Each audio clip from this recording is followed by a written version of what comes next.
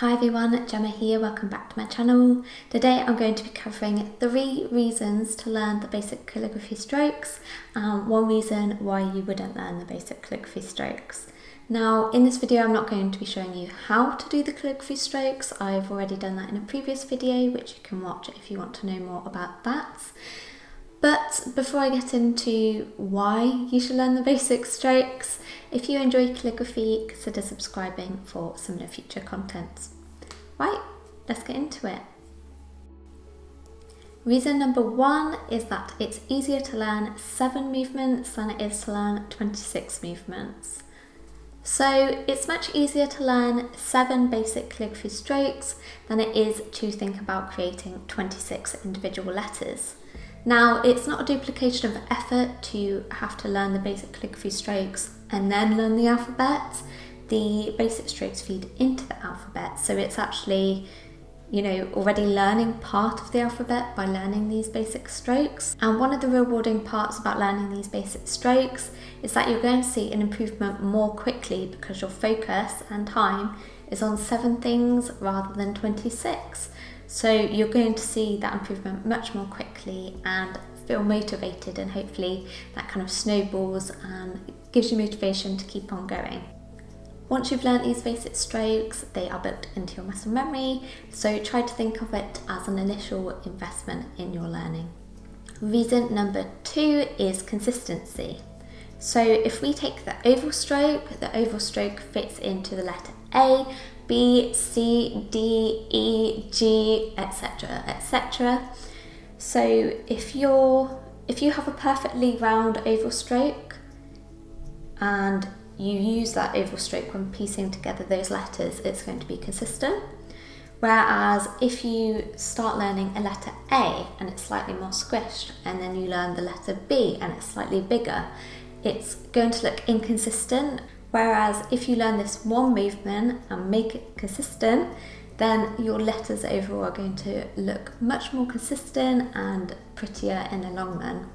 So that's the second reason. Reason number 3 is that it encourages you to slow down and take more care when creating your calligraphy. So as you start to learn modern calligraphy, you will hear this tip again and again. Take your pen off the page after each stroke. And if you've read my differences between calligraphy or cursive blog post or watch my video, you'll know that one of the differences is about intention. So handwriting is all about speed and getting notes done quickly, whilst calligraphy is slowing down and creating these strokes and making it slow, and that helps you to create tidy and pretty letters. Now, when you think of the letter A, for example, if you were creating the letter A in handwriting, it would just be one quick motion. Whilst if you were creating it using the basic strokes, you would create the oval stroke, pen off the page, then the underturn. And that naturally causes you to slow down because it's in 2 movements rather than 1. So this is one of the biggest benefits, is that it really helps you to slow down and really think about your letters a bit more and how they're created. Now for the 1 reason not to learn the basic calligraphy strokes, and that's impatience. I have a confession to make. When I started my calligraphy journey, I seen the basic strokes, I did them a few times, and I thought, this is boring. I want to create the pretty letters and I want to do it now.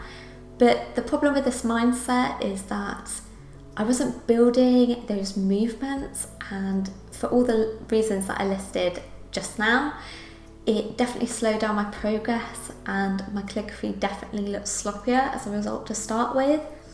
It was only when, probably about a year into my calligraphy journey, that I thought, let's give it a go. Let's see if taking the pen off the page and thinking of these as individual strokes helps. And it did, and I started to see more of a drastic improvement. So as much as I understand that you might want to jump into creating the pretty letters, please try learn the basic strokes first if you want to see your calligraphy improve more quickly. So you can skip them, but I'd recommend you didn't. So my advice to you, if you do feel that sense of impatience, is either to push past it or to balance it out.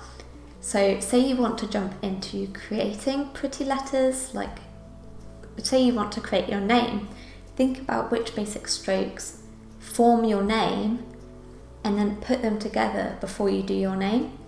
So although you will go into creating those pretty letters in that calligraphy session, you still learn some of the basic strokes, and maybe consider taking that approach instead. I hope that you found this video helpful. I found it really interesting to reflect on why I think the basic strokes are important as someone that initially ignored advice and skipped past them, and then implemented them later on and found them to really improve my calligraphy.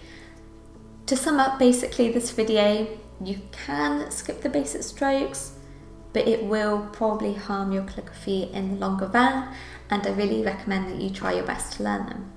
If you would like to see more calligraphy content, consider subscribing for future content, and thank you for watching.